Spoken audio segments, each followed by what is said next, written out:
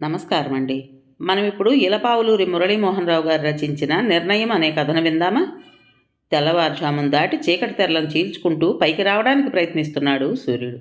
బద్ధకాన్ని వదిలించుకుని నిద్రలేచి తమ తమ పనుల్లో తాము మునిగిపోతున్నారు పల్లె ప్రజలు. నెల్లూరు నుండి నర్సరావుపేట వెళ్లే సూపర్ డీలక్స్ బస్సు చక్రాయపాలెంలో ఆగదు. కానీ నర్సరావుపేట వరకు టికెట్ తీసుకుని కండక్టర్ను రిక్వెస్ట్ చేసి బస్సు ఆపించి దిగాడు విద్యాధర్. అచ్చమైన పల్లెపదానికి సంకేతం ఆ ఊరు. తూర్పు వైపున భవనాసి చెరువు. 200 ఎకరాలను తన నీరును అందిస్తూ సస్యశ్యామలం చేస్తున్నది కల్పవల్లి. పడమర వైపున గుండ్లకమ్మ నది. లక్షలాది మందికి త్రాగడానికి తీయని నీరును అందిస్తూ ప్రవహిస్తూ ఉంటుంది ఆ నదీమ తల్లి విలాసంగా. ఆ నేల మీద దిగి దిగగానే గత స్మృతులు మదిలో మెదిలాయి విద్యాధర్కు. 20 సంవత్సరాల క్రితం విద్యాధర్ తండ్రి గారు ఆ గ్రామంలో టీచర్గా పనిచేసేవారు. అక్కడే పుట్టి 7 సంవత్సరాలు పెరిగాడు విద్యాధర్. అప్పుడు విద్యాధర్ వాళ్ళుండే ఇంటి పక్కనే ఉండేది మీనాక్షి. మీనాక్షికి 17 సంవత్సరాలుంటాయి. తానామెను అక్కయ్య అని పిలిచేవాడు. మీనాక్షి భర్త సింహాచలం పెద్ద తాగుబోతు. చిన్న హోటల్ నడుపుతూ మీనాక్షి సంపాదించే రెండో మూడో మీనాక్షిని చావగొట్టి తీసుకెళ్లి త్రాగొచ్చేవాడు. వచ్చిన తర్వాత మరలా ఏదో ఒక వంక పెట్టుకుని మరలా కొట్టేవాడు.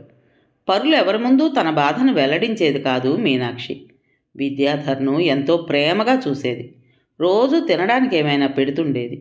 మీనాక్షి కూతురు ప్రమదను తాను ఎత్తుకుని ఆడించేవాడు. ఇప్పుడు వాళ్ళు ఏం చేస్తున్నారో. 2 ఏళ్ల అవతల శేషాచలం మాస్టర్ గారు ఉండేవారు. ఆయన స్కూల్ హెడ్ మాస్టర్. ఆ ఊరివాడే. బాగా కలిగినవాడు. ఊరు మొత్తంలో వారిదొక్కరిదే ఇల్లు అని చెప్పుకోదగింది. తాత ముత్తాతలు బాగా సంపాదించారు. వారు సంపాదించిన దానిని తన తెలివితేటలు ఉపయోగించి 4 ఇంతలు చేశారు ఆయన. పైగా హెడ్ మాస్టర్ కావడంతో ఆయనకు మంచి గౌరవ మర్యాదలు లభించేవి. ఆయనకు ఒక కూతురుండేది. పేరు కిరణ్మయి. విద్యాధర్ క్లాస్మేట్. కలిగిన వాళ్ళ అమ్మాయి కావడంతో ఎంతో ఆరోగ్యంగా పుష్టిగా ఉండేది. ఆ వయసులోనే ఆమెంటే విద్యాధర్కు ప్రత్యేక అభిమానం ఉండేది. ఇప్పుడు ఆమె బాగా ఎదిగి మగవారి గుండెల్లో గుబులు రేపుతూ ఉండవచ్చు. ఆమె సౌందర్య శిఖలు మరింత శోభాయమానమై ఎంతటి పురుషుణ్ణైనా పాదాక్రాంతుణ్ణి చేసుకునే హొయలు ఒలికిస్తుండవచ్చు. ఎంతవరకు చదివిందో, ఇప్పుడు ఏం చేస్తుందో. ఊరేమీ మారలేదు. 20 సంవత్సరాల క్రితం ఎలా ఉన్నదో ఇప్పుడు అలాగే ఉంది. అవును మరి, పల్లెల అభివృద్ధి పట్ల ఉపన్యాసాలు దంచేవారే కానీ ఆచరించేవారు ఎవరున్నారు? ఇన్షర్ట్ చేసుకుని కొత్తగా దిగిన వారెవరబ్బా అని కొందరు ఆశ్చర్యంగా చూడసాగారు. ఎవరైనా ఆఫీసరేమో అని కొంతమంది అనుకుంటూ దూరంగా జరిగిపోతున్నారు. విద్యాధర్ కొంతమందిని గుర్తుపట్టసాగాడు. ఆనాటి కుర్రవాళ్ళు కొందరు మధ్య వయస్కులుగా దర్శనమిస్తున్నారు. ఆనాడు కొత్తగా కాపురాలకు వచ్చిన భామలంతా అమ్మమ్మల్లాగా కనబడుతున్నారు. పల్లెటూర్లలో ఇది చాలా సహజం. ప్రభుత్వం ఎంత మొత్తుకుంటున్నా తమ పిల్లలకు 15 ఏళ్ళు నిండి నిండగానే పెళ్లి చేస్తారు. వాళ్లకు వెంటనే పిల్లలు పుడితే వాళ్లకు 15-16 ఏళ్ళు రాగానే పెళ్ళిళ్ళు చేస్తారు. 32 ఏళ్ళు వచ్చేసరికి తాము అమ్మమ్మ నాయనమ్మో అనిపించుకుంటారు. 5-6 తరాలు చూసేవారు పల్లెల్లో మాత్రమే ఉంటారు. ఆ వయసుకు పట్టణాల్లో అమ్మాయిలు పెళ్ళిళ్ళు కూడా చేసుకోరు. మీనాక్షి హోటల్ వైపు వెళ్ళాడు విద్యాధర్. మీనాక్షిని గుర్తించాడు. చూడగానే ఆమెలో ఏదో లోపం కనిపించింది అతనికి. ఆలోచిస్తున్న లోపే ఏం కావాలి అని అడిగింది మీనాక్షి. అక్కయ్య అని పిలవబోయి ఆగాడు. రాతి బెంచీల మీద కూర్చుని 4-5 కాఫీలు త్రాగుతున్నారు. 20 సంవత్సరాల లోపు యువతి వారికి కావలసినవి అందిస్తున్నది. నన్ను గుర్తించావా? నేను విద్యాధరు అన్నాడు విద్యాధర్. ఆమె ఒక్క క్షణం ఆలోచనలో పడ్డది. గుర్తుకు రావడం లేదు. ఎవరు మీరు అని ప్రశ్నించింది. సుమారు 20 సంవత్సరాల క్రితం మీ ఇంటి పక్కనే ఉన్నాం. రఘురామ్ మాస్టర్ గారి అబ్బాయిని అన్నాడు విద్యాధర్. ఆ, నువ్వు విద్యావా? 2 నిమిషాల ఆశ్చర్యంలో మునిగిపోయింది. అవునక్కయ్యా నవ్వుతూ అన్నాడు విద్యాధర్. ఓహో, సూటు బూట్లో దర్జాగా ఉంటే గుర్తుపట్టలేకపోయాను. అప్పుడే ఎంత ఎదిగిపోయావు. రారా లోపలికి రా అంటూ ఇంట్లోకి నడిచింది.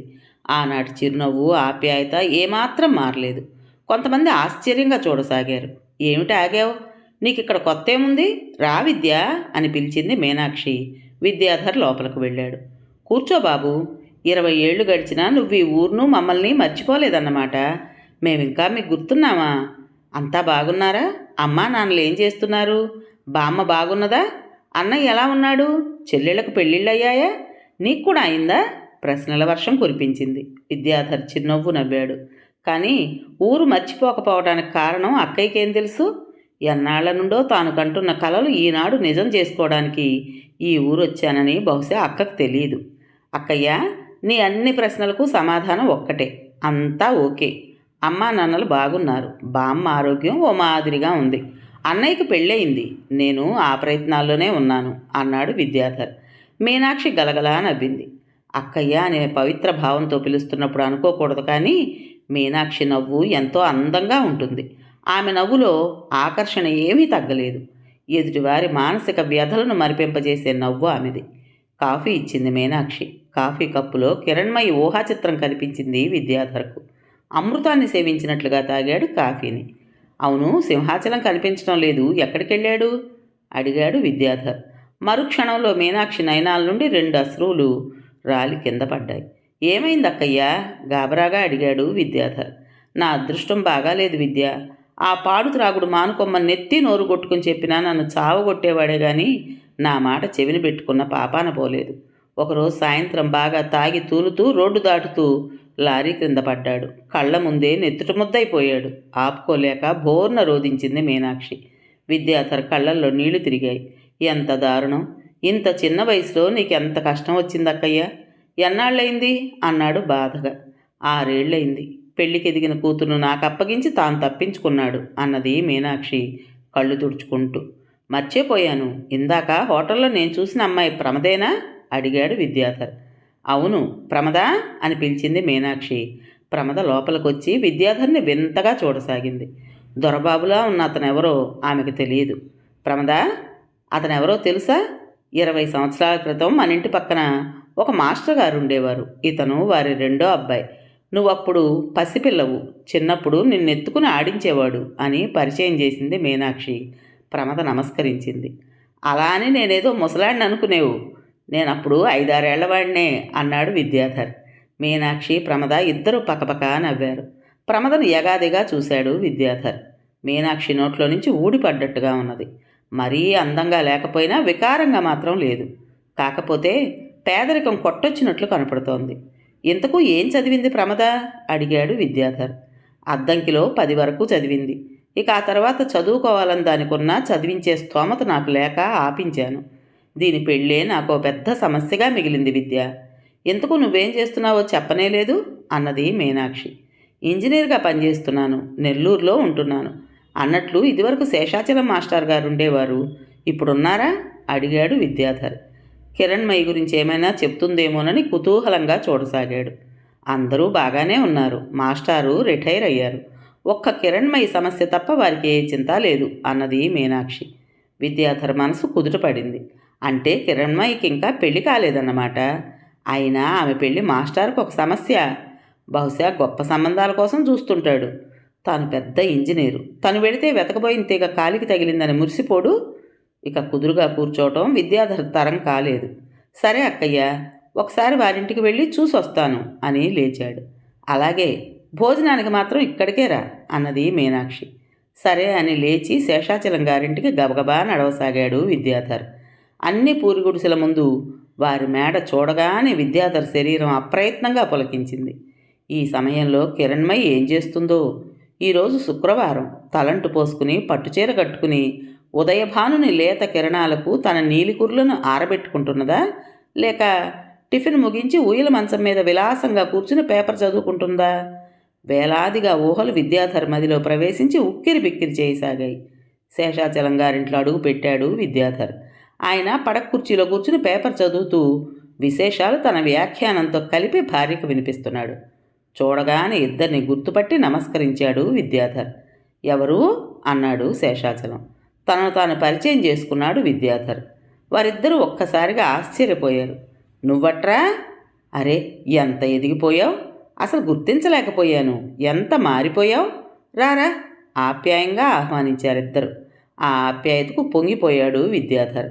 ఎంతైనా పల్లె ప్రజల ఆదరణ, ప్రేమ స్వచ్ఛమైనవి. అరుగు మీద కూర్చున్నాడు విద్యాధర్. బాగున్నారా సార్? నేను మిమ్మల్ని మర్చిపోలేదు. అక్షరాభ్యాసం మీ దగ్గరే కదూ చేశారు. మీ చదువు వలన చాలా బాగా చదువుకుని ఇంజనీర్నైనాను అన్నాడు విద్యాధర్. మీ బోటివారు అలా అనుకోవటమే కానీ నిజానికి అసలు మమ్మల్ని గుర్తుంచుకుంటున్నది ఎవరయ్యా? ఈ మధ్య పెన్షన్ ఆఫీస్కి వెళితే నా పూర్వ శిష్యుడు ఒకడు కనిపించాడు. నా ఫైలు వాడి దగ్గర ఉంది. చిన్నప్పుడు ఎప్పుడో నేను వాడిని కొట్టానట.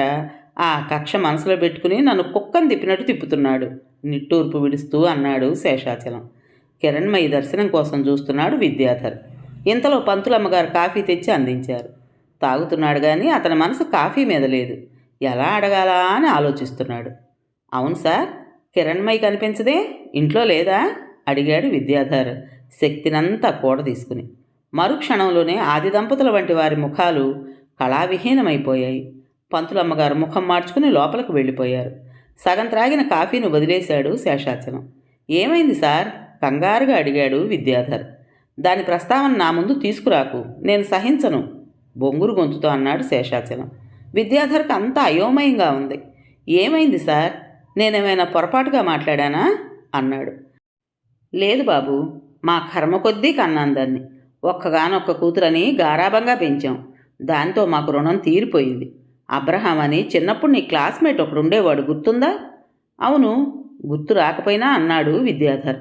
మా మాట వినకుండా, మమ్మల్ని లెక్క చేయకుండా నేను ఒకవైపు నుంచి మంచి సంబంధాల కోసం వెతుకుతుంటే వాడితో సంబంధం పెట్టుకుని ఆ విషయం మాకు తెలిసిన తర్వాత ఇంట్లో నగలు డబ్బు తీసుకుని వాడితో తర్వాత పూర్తి చేయలేకపోయాడు శేషాచలం.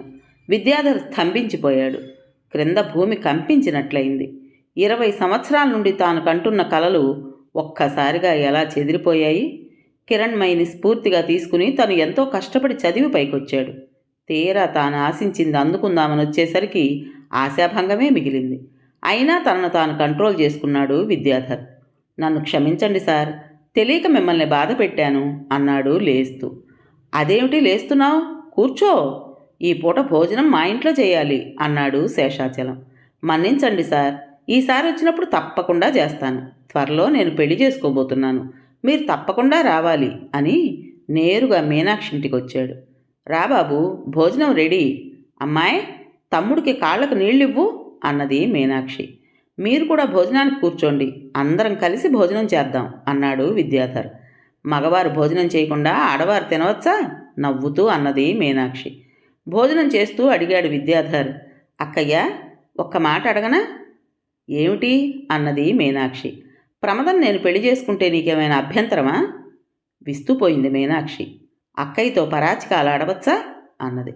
పరాచికాలు కాదు, నిజంగానే అడుగుతున్నాను. అక్క కూతురు నాకు వరసేగా అన్నాడు విద్యాధర్. కలలో కూడా ఊహించని క్రొత్త మాటలు వింటున్నాను. ఏం చూసి ప్రమదం చేసుకుంటావు? నువ్వా పెద్ద ఇంజనీరువు, దానికి చదువు లేదు, ఆస్తి లేదు, కట్న కానుకలు రావు, పండుగలు వేడుకలు జరిపించడానికి మామగారు లేరు, కనీసం పెళ్ళి సాధారణంగా కూడా చేసే పరిస్థితిలో లేను. ఏదైనా తగినట్లుగా ఉండాలి అన్నది మీనాక్షి నెయ్యి వేస్తూ. ప్రమదలో ఉన్న అర్హత ఏమిటో చెప్పనా? నీ పెంపకంలో పెరిగింది, అంతకు మించి ఇంకేం కావాలి అన్నాడు విద్యాధర్. ఈసారి కొంచెం సీరియస్గా మారింది మీనాక్షి. మీ నాన్నగారికి తెలిస్తే కోప్పడతారు. ఎంతోమంది గొప్ప గొప్ప వాళ్ళు తమ పిల్లలను నీకు ఇవ్వడానికి క్యూలల్లో నిలబడతారు. వాళ్ళ అండదండలతో నువ్వింకా పైకొస్తావు, తొందరపడద్దు అన్నది మీనాక్షి. గొప్ప గొప్ప వాళ్ళంతా గొప్ప గుణం కలిగిన వారని నిర్ణయించలేమక్కయ్యా. ఆస్తి అంతస్తులను బట్టి గుణాలు, స్వభావాలు, మనసులు ఉండవని ఇప్పుడే గుణపాఠం నేర్చుకున్నాను.